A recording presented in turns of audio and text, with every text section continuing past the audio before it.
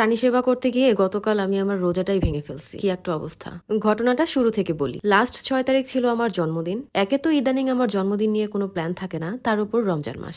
এবছর জন্মদিন আমার রোজার মাসে পড়বে বলে অনেক কিছুই আমি রোজার আগেই শেষ করে ফেলেছি। তবুও জন্মদিন বলে কথা, তাই কেক আনতে গিয়েছিলাম আমি 6 তারিখ দুপুরবেলা বাইরে। ফেরার সময় উত্তরার একটা জায়গায় দেখি এই বাচ্চাটা রাস্তার পাশে দাঁড়িয়ে কান্না করছে। রিক্সা থেকে নেমে আমি ওকে হাতে উঠিয়ে আনার চিন্তা করেও আমি আনতে পারিনি, কারণ আমার সাধ্য খুবই সীমিত। সেদিন সারা রাত আমার অনেকবার বাচ্চাটার কথা মনে পড়লো। পর দিনই আমি চলে গেলাম সেই জায়গাটাতে যেখানে আমি বাচ্চাটাকে দেখেছিলাম, কিন্তু ওকে পাওয়া যাচ্ছিল না। অনেক খোঁজাখুঁজির পর একটা দোকানের সামনে ওকে আমি পেয়েছি। তারপর সেই দোকানে যেই ভদ্রলোক ছিলেন তার সাথে কথা বলে জানলাম ওনারাই এই বাচ্চাটাকে মূলত পেয়েছে ওই রাস্তায়। একটু খাবার টাবার দিত, যেহেতু তারা দোকান চালায় এবং তারা কাজ করে, সেহেতু বাচ্চাটাকে তারা সময় বা খাবার কোনোটাই দিতে পারে। তাই তারা বাচ্চাটাকে বারবার দূরে ছেড়ে আসলেও বাচ্চাটা সেম তাদের দোকানের সামনে চলে আসে। তারা বলছিল আমাকে বাচ্চাটাকে সাথে করে নিয়ে আসার জন্য, কিন্তু আমার পক্ষে আর সম্ভব না। এত ছোট্ট একটা বাসায় আমি থাকি, তার উপর 6টা বাচ্চা নিয়ে আমার জন্য বেঁচে থাকাটাই অনেক কঠিন হয়ে গিয়েছে। যাই হোক, তারপর তাদেরকে অনেক বুঝিয়ে বললাম এবং পাশে একটা ক্যাট ফুডের দোকান ছিল, সেখান থেকে একটা ফুড কিনে আমি তাদেরকে দিয়ে বললাম বাচ্চাটাকে যাতে তারা দিনে 3বার করে এই খাবারটা দেয়, সেই সাথে যাতে পানিও দেয়। কিন্তু পানি খাওয়ানোর মতো তাদের কাছে কোনো প্রকারের পাত্র ছিল না। তাই আমি একটা আইসক্রিম নিয়ে আমি নিজেই খেতে শুরু করে দিয়েছি।